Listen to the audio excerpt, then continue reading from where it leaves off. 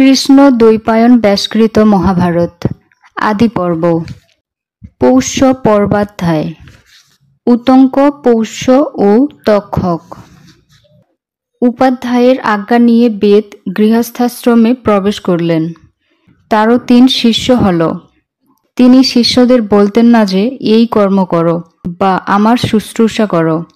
গুরু গৃহবাসের দুঃখ তিনি জানতেন, সেজন্য শিষ্যদের কষ্ট দিতে চাইতেন না। কিছুকাল পরে জন্মেজয় এবং পৌষ্য নামে আর এক রাজা বেদকে উপাধ্যায়ের পদে বরণ করলেন। একদা বেদ যাজন কার্যের জন্য বিদেশে যাবার সময় উতঙ্ক নামক শিষ্যকে বলে গেলেন, আমার প্রবাসকালে গৃহে যে বিষয়ের অভাব হবে তুমি তা পূরণ করবে। উতঙ্ক গুরুগৃহে থেকে সকল কর্তব্য পালন করতে লাগলেন। একদিন আশ্রমের নারীরা তাকে বললে, তোমার উপাধ্যায়িনী ঋতুমতী হয়েছেন, কিন্তু উপাধ্যায় এখানে নেই। ঋতু যাতে নিষ্ফল না হয় তুমি তা করো। উতঙ্ক উত্তর দিলেন, আমি স্ত্রীলোকের কথায় এমন অকার্য করতে পারি না। উপাধ্যায় আমাকে অকার্য করবার আদেশ দেননি। কিছুকাল পরে বেদ ফিরে এলেন এবং সকল বৃত্তান্ত শুনে প্রীত হয়ে বললেন, বৎস উতঙ্ক, আমি তোমার কি প্রিয় সাধন করব বলো। তুমি ধর্মানুসারে আমার সেবা করেছ, আমাদের পরস্পরের প্রীতি বৃদ্ধি পেয়েছে। তোমার সকল কামনা পূর্ণ হবে, এখন তুমি স্বগৃহে যেতে পারো।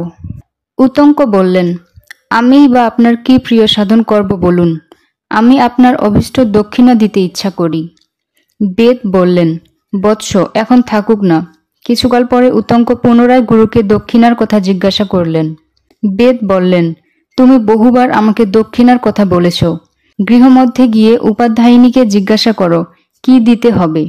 তখন উতঙ্ক গুরুপত্নীর কাছে গিয়ে বললেন, ভগবতী, উপাধ্যায় আমাকে গৃহগমনের অনুমতি দিয়েছেন। আমি গুরু দক্ষিণা দিয়ে ঋণমুক্ত হতে চাই। আপনি বলুন কি দক্ষিণা দেব। উপাধ্যায় পত্নী বললেন, তুমি রাজা পৌষ্যের কাছে যাও। তার ক্ষত্রিয় পত্নী যে 2 কুণ্ডল পরেন তাই চেয়ে আনো। 4 দিন পরে পুণ্যক ব্রত হবে, তাতে আমি এই কুণ্ডলে শোভিত হয়ে ব্রাহ্মণদের পরিবেশন করতে ইচ্ছা করি।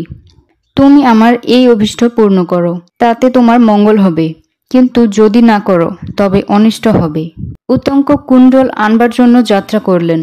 পথে যেতে যেতে তিনি প্রকাণ্ড বৃষে আরূঢ় এক মহাকায় পুরুষকে দেখতে পেলেন।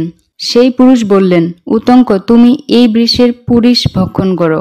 উতঙ্ককে অনিচ্ছুক দেখে তিনি আবার বললেন, উতঙ্ক খাও, বিচার করো না, তোমার উপাধ্যায়ও পূর্বে খেয়েছেন। তখন উতঙ্ক বৃষের মলমূত্র খেলেন এবং দাঁড়িয়ে উঠে সত্বর আচমন করে পৌষ্যের নিকট যাত্রা করলেন। পৌষ্য তাকে বললেন, ভগবান কি আজ্ঞা বলুন।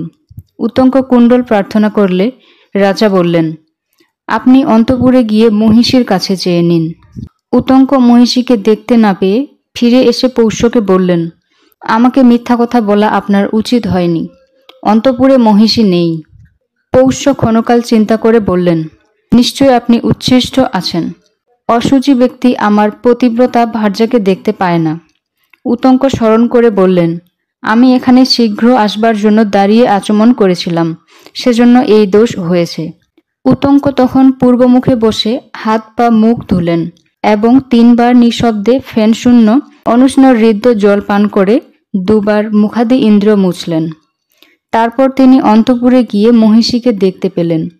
উতঙ্কের প্রার্থনা শুনে মহিষী প্রীত হয়ে তাকে কুণ্ডল দিলেন এবং বললেন, নাগরাজ তক্ষক এই কুণ্ডল দুটির প্রার্থী, অতএব সাবধানে নিয়ে যাবেন। উতঙ্ক সন্তুষ্ট হয়ে পৌষ্যের কাছে এলেন। পৌষ্য বললেন, ভগবান, সৎপাত্র সহজে পাওয়া যায় না। আপনি গুণবান অতিথি, আপনার সৎকার করতে ইচ্ছা করি। উতঙ্ক বললেন, গৃহে যে অন্ন আছে তাই শীঘ্র নিয়ে আসুন। অন্ন আনা হলে উতঙ্ক দেখলেন তা ঠান্ডা এবং তাতে চুল রয়েছে।